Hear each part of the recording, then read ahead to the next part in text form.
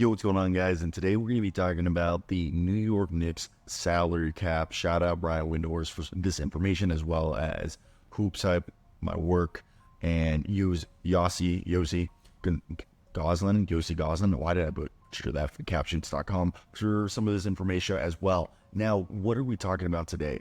The Knicks made multiple cap savings moves over the past several years and days to stay $300,000 below the second tax apron, which means there's still a team that's paying the luxury tax, but they're only in the first apron, which means they're not constrained to the egregious cap restrictions that are implicated by being over the second threshold of the luxury tax.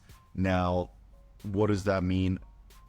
They were able to get Karl-Anthony Towns and Mikal Bridges with that, and still have Jalen Brunson, and still have Josh Hart, and be a team that isn't like the Phoenix Suns, is the best way to put it. So the one thing that you have to think is the Knicks are not allowed to exceed the second apron at any point this season. And that's why we're seeing Landry Shamet being announced today, making the team. Shout out Fred Katz for that. As the Knicks are up against the hard cap, the other spot on the roster that's going to be open is going to go to a rookie on a minimum salary. And them being able to get a guy like Landry Shamet allows them to not have to worry about basically going over that limit, because he's on a league subsidized contract, because he's on a veteran minimum.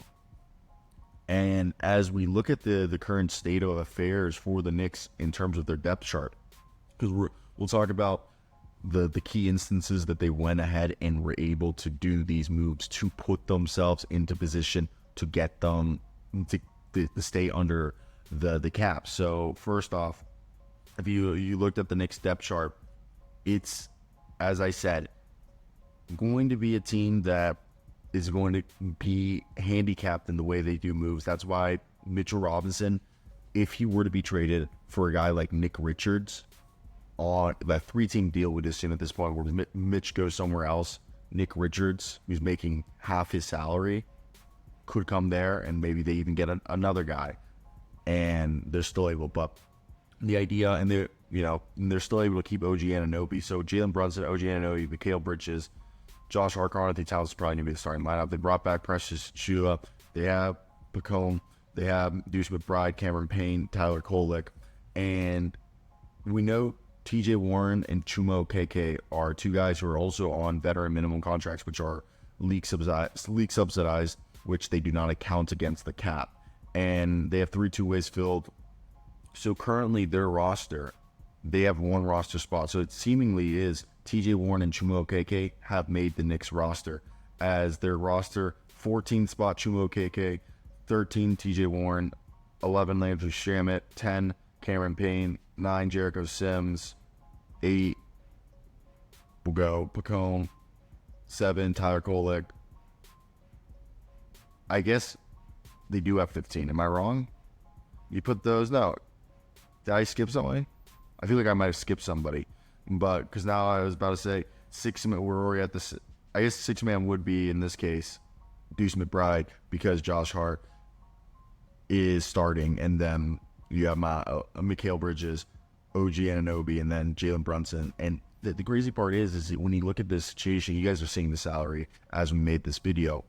There's been these key instances where the Knicks were able to lower the 2024-25 cap to eventually execute the Karl-Anthony Towns trade. And for example, Jalen Brunson's contract signed in 2022 declined by $1.3 million from last season to next season. So it's a front-loaded contract, as well as Mitchell Robinson's contract declined by $1.3 million this season. Again, a front-loaded contract. And by the Knicks declining to extend a qualifying offer to Precious Achiuwa, that saved them $300,000 over what he would have cost had they extended him and he signed the qualifying offer. And finally, the Knicks, part of the reason Pacone was drafted in the first round and kind of was promised to go to the Knicks was before the draft, from what I was told, the Knicks asked Mikal if he'd be willing to take this contract, which his contract is at 80% of his pre-assigned salary slot for the first year. They saved $800,000 on what he would have initially been put there. Now, Brock Aller, who's the vice president of strategic planning for the Knicks, he was also a guy that the Charlotte Hornets, if they had not hired Jeff Peterson, he more than likely would have been the GM of the Hornets or the president of the Hornets. And he's the guy who's credited as being this cap wizard. He's somebody that understands the future plan from a basketball standpoint, what it means, the financial impact, especially when you have the penalty aspects of the apron. So I think that's something people aren't realizing is a huge part of the roster building in the NBA now, because you have to constantly be making moves. And this is how the Knicks are the fifth most expensive team in the league, and they're not even under the cap restraints.